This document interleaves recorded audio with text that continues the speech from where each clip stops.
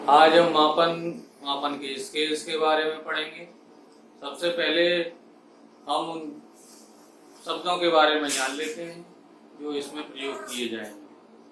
सबसे पहले वेरिएबल यानी चर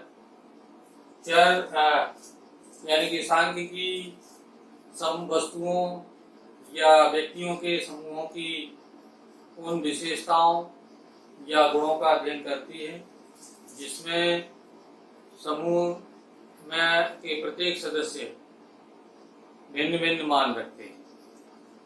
इन विशेषताओं को चर कहते हैं। जैसे बुद्धि, किसी समूह के में बुद्धि के बारे में देखें तो प्रत्येक सदस्य का बुद्धि स्तर अलग अलग होगा। इसी प्रकार से सामाजिक आर्थिक स्तर, सामाजिक आर्थिक स्तर को देखें तो वो भी समूह में प्रत्येक सदस्य का अलग अलग पाया जाता है। ये वेरिएबल दो प्रकार के होते हैं। पहला क्वालिटेटिव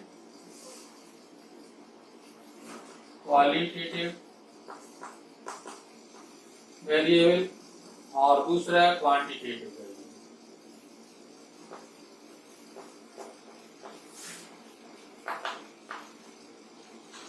क्वालिटेटिव यानी गुणात्मक चर वे चर हैं जो गुण के विभिन्न प्रकारों को इंगित करते हैं। इनके आधार पर समूह के सदस्यों को कुछ स्पष्ट वर्गों या श्रेणियों में बांटा जा सकता है। जैसे छात्र छात्राओं का के समूह लैंगिक आधार पर, और जैसे व्यक्तियों के किसी समूह को लिंग भेद के आधार पर पुरुष और महिला में बांटना, विषयों के आधार पर कला, वाणिज्य, विज्ञान वर्ग आदि के रूप में वर्गों को विभाजित करना। दूसरा मात्रात्मक चर यानी क्वांटिटेटिव वेरिएबल। मात्रात्मक चर वे हैं जो गुण की मात्रा को व्यक्त करते हैं। इन चरों पर समूह के विभिन्न व्यक्ति भिन्न भिन्न मात्रा में मान प्राप्त कर सकते हैं। जैसे छात्रों के किसी समूह के लिए परीक्षा में प्राप्तांक, स्कूलों के किसी समूह के लिए छात्र संख्या आदि। और ये जो क्वांटिटेटिव वेरिएबल्स हैं ये दो प्रकार के होते हैं। कंटिन्यूअस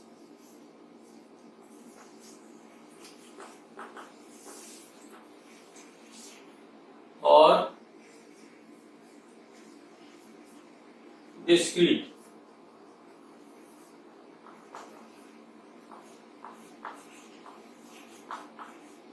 डिस्क्रीट वेरिएबल यानी कंटिन्यूअस सतत और डिस्क्रीट असतत चर या खंडित चर। सतत चर वे चर हैं जिनके लिए किन्हीं भी दो मानों के बीच का प्रत्येक मान धारण करना संभव होता है। जैसे भार व लंबाई सतत चर हैं।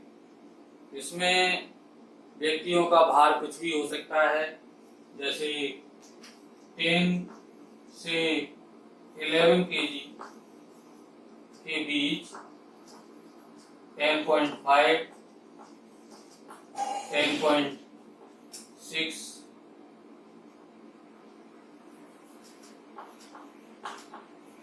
6 आदि कुछ भी हो सकता है। दो बिंदुओं के बीच में भार कुछ भी हो सकता है। ऐसे ही लंबाई सेंटीमीटर में नापे तो दो बिंदुओं के बीच में उसका मान कुछ भी हो सकता है। असतत चर यानी कि डिस्क्रीट चर वे, इनको खंडित चर भी कहते हैं। असतत चर को खंडित चर भी कहते हैं। ये वे चर हैं जिनके लिए किन्हीं दो मानों के बीच का प्रत्येक मान धारण करना संभव नहीं होता है। जैसे परिवार में बच्चों की संख्या का पूर्णांक। अब परिवार में, किसी परिवार में बच्चों की संख्या 2.5 या 2.7 नहीं हो सकती। ये हमेशा परिवार में बच्चों की संख्या एक पूर्णांक के रूप में ही होगी।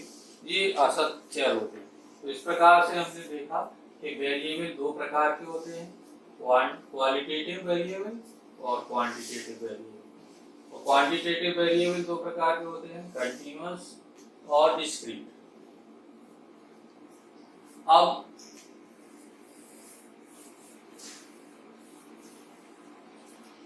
मापन के बारे में, मेजरमेंट।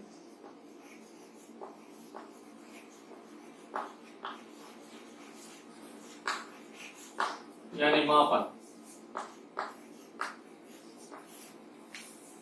मापन एक प्राचीन शब्द है और ये दैनिक जीवन में बहुतायत से प्रयोग किया जाता है। प्रत्येक व्यक्ति अपने दैनिक कार्यों में प्रतिदिन इसका किसी न किसी रूप में कार्य करता है। जैसे फल विक्रेता फलों को तौल कर बेचता है, दूध विक्रेता दूध को नाप कर बेचता है, और वस्त्र विक्रेता कपड़े को नाप कर देता है। कार चालक कार की गति का ध्यान रखता है। ये सभी मापन के उदाहरण हैं। ये मापन भी दो प्रकार का हो सकता है। पहला गुणात्मक मापन, गुणात्मक यानी कि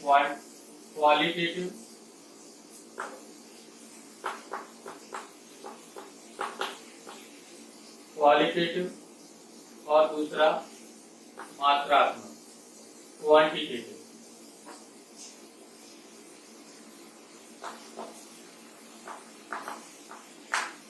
क्वांटिटेटिव मापन, गुणात्मक मापन और मात्रात्मक मापन। गुणात्मक बर्डन, जिसे गुणात्मक मापन कहते हैं, यानी कि सरल शब्दों में हम कह सकते हैं कि मापन वास्तव में किसी व्यक्ति या वस्तु में विद्यमान किसी गुण या विशेषता का वर्णन करने की प्रक्रिया है।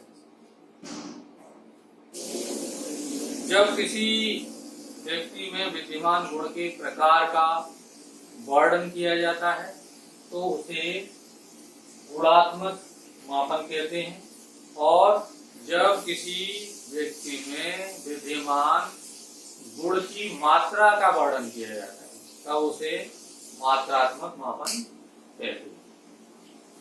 इसके बाद आते हैं मापन के चर, यानी कि स्केल्स ऑफ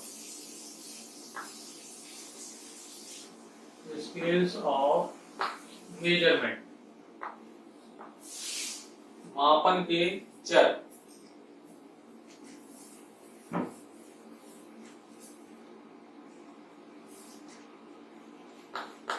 मापन के चर या मापनी।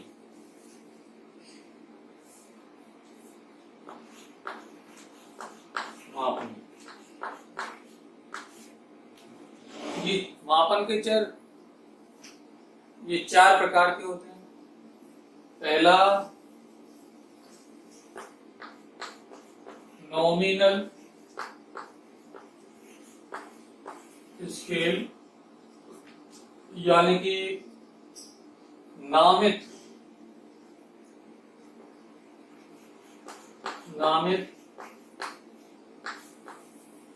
स्तर की मापनी।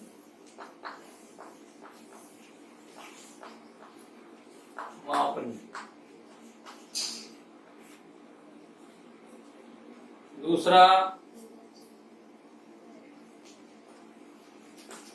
ऑर्डिनल स्केल, यानी कि क्रमित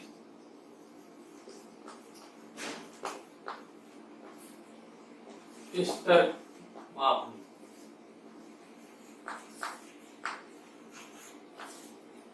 तीसरा इंटरवल स्केल, अंतराल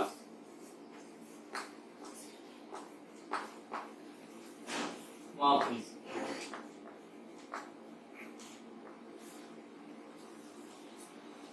या अंतरित मापनी। और चौथा रेशियो,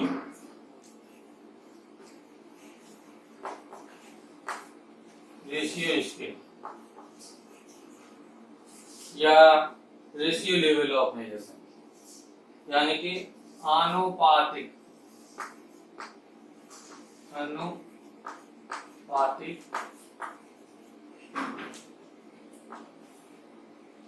मापन। सबसे पहले नॉमिनल स्केल के बारे में बताते हैं कि यह मापन का सर्वाधिक निम्न स्तर है। इस प्रकार के मापन में व्यक्तियों अथवा वस्तुओं के किसी गुण को उनके किसी गुण विशेष के आधार पर कुछ वर्गों में या भागों में बांट दिया जाता है और उन वर्गों को कुछ नाम, संकेत या अक्षर प्रदान कर दिया जाता है। जैसे लिंग भेद के आधार पर बच्चों को लड़के और लड़कियों के समूहों में विभाजित करना। इसी प्रकार से अध्ययन विषयों के आधार पर छात्रों को कला, विज्ञान या वाणिज्य व विधि संकायों में वर्गीकृत करना। ये कुछ इस स्तर के उदाहरण हैं। इस स्तर पर उच्च स्तर की सांख्यिकी का प्रयोग नहीं किया जाता है। इस पर केवल आवृत्ति वितरण, फ्रीक्वेंसी डिस्ट्रीब्यूशन और बहुलक के रूप में ही इसको प्रस्तुत किया जाता है। दूसरा ऑर्डिनल स्केल यानी क्रमित स्तर। यह मापन का वह स्तर है जो नामित स्तर से अधिक परिमार्जित होता है। तो यह मापित किए जाने वाले गुण की मात्रा पर आधारित होता है और क्रमित स्तर के अंतर्गत व्यक्तियों अथवा वस्तुओं के किसी गुण को उनके किसी गुण की मात्रा को ध्यान में रखकर कुछ ऐसे उपसमूह या वर्गों में बांट दिया जाता है जिनमें गुण की मात्रा की दृष्टि से एक स्वस्पष्ट तथा अंतर्निहित क्रम होता है। इसमें ये निश्चित नहीं होता है कि उनमें अंतर दो समूहों के दो व्यक्तियों में उनमें ये अंतर बराबर नहीं होता है और इसमें केवल जो है क्रम का ज्ञान होता है और उन उपसमूहों को नाम, अक्षर या संकेत प्रदान कर दिया जाता है। जैसे वस्तुओं को उनकी मानसिक योग्यता के आधार पर विभाजित करना, जैसे निम्न, औसत और उच्च मानसिक योग्यता वाले व्यक्ति।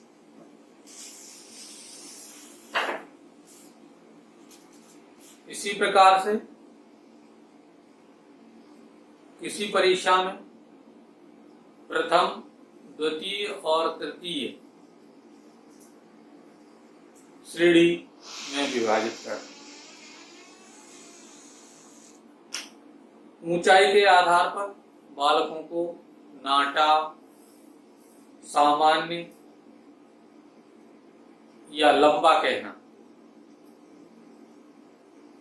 अध्यापकों को प्राथमिक स्तरीय, माध्यमिक स्तरीय तथा उच्च स्तरीय आदि वर्गों में बांटना। ये कुछ इसके उदाहरण हैं, क्रमिक स्तर मापने के उदाहरण हैं। इस स्तर पर भी हम अधिक उच्च स्तरीय सांख्यिकी का प्रयोग नहीं कर सकते हैं। इसमें आवृत्ति वितरण, बहुलांक, दशांक, शतांश,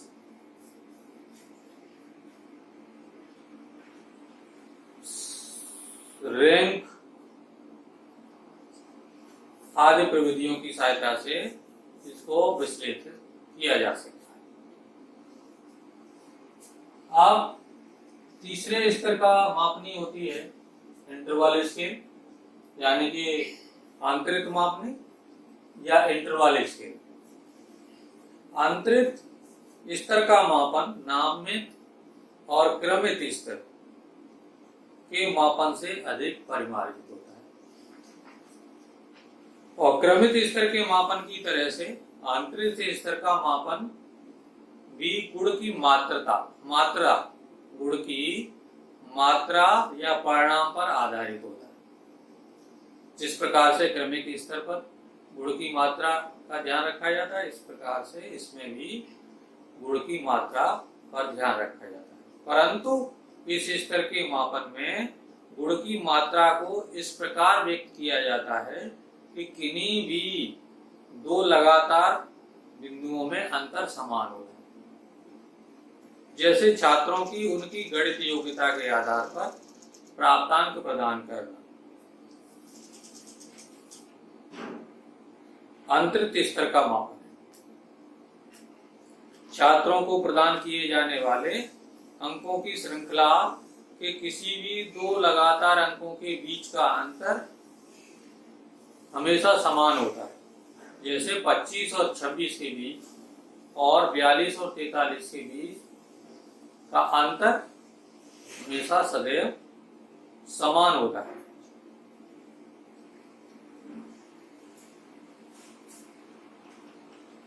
इस स्तर पर हम जिन सांख्यिकी विधियों का प्रयोग करते हैं वो है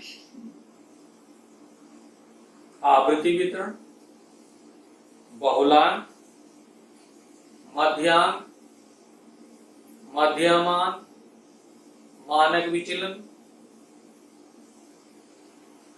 और प्रोडक्ट मूवमेंट से कोरिलेशन ज्ञात करना के द्वारा हम इनका विश्लेषण कर सकते हैं।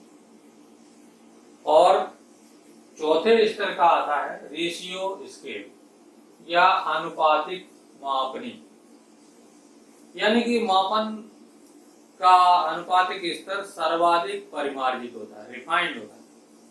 और इस स्तर के मापन में आंतरिक स्तर के मापन के समस्त गुणों के साथ साथ परम शून्य या वास्तविक शून्य की परिकल्पना या संकल्पना भी इसमें निहित है। और परम शून्य अथवा वास्तविक शून्य वह स्थिति है जिसमें कोई गुण पूर्ण रूप से अस्तित्वहीन हो जाता है। भौतिक चरों के मापन में प्रायः परम शून्य बिंदु के होने की संकल्पना की जा सकती है। जैसे किसी वस्तु का भार अगर शून्य प्राप्त होता है तो हम कह सकते हैं कि वो वस्तु भारहीन है। इसी प्रकार से लंबाई या उसकी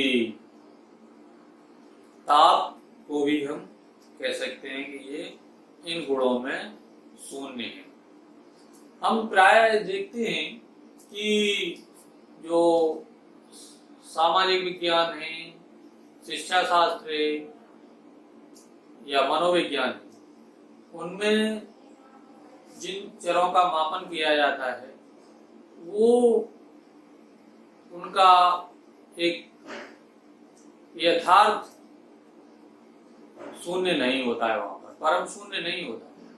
क्योंकि हम अगर देखें किसी व्यक्ति में कि यदि बुद्धि लब्धि शून्य पाई जाती है तो हम ये नहीं कह सकते हैं कि वो व्यक्ति बुद्धि से युक्त नहीं है, उसमें कुछ न कुछ तो बुद्धि अवश्य है। इसी प्रकार से बुद्धि के अलावा अगर हम अन्य वेरिएबल्स को भी देखें तो वहां पर हमें परम शून्य की कल्पना नहीं कर सकते हैं।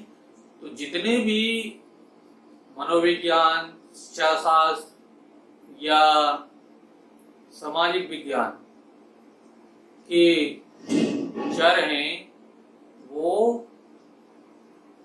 अंतराल मापनी पर यानी कि इंटरवल स्केल्स पर ही उनका मापन किया जाता है। इस प्रकार से हमने देखा कि मापन के 4 स्केल्स का हम प्राय प्रयोग किया जाता है। इनमें से अंतराल मापनी है, इंटरवल स्केल्स है, उनका हम भौतिक विज्ञानों में प्रयोग नहीं करते हैं, सामाजिक विज्ञानों में, शैक्षिक विज्ञानों में, शिक्षा शास्त्र में और मनोविज्ञान में प्रयोग करते हैं। ठीक है, आज इसके बाद ही हम आज का ये व्याख्यान समाप्त करते हैं। अगले दिन अगले लेक्चर के साथ पुनः प्रस्तुत होंगे। Thank you.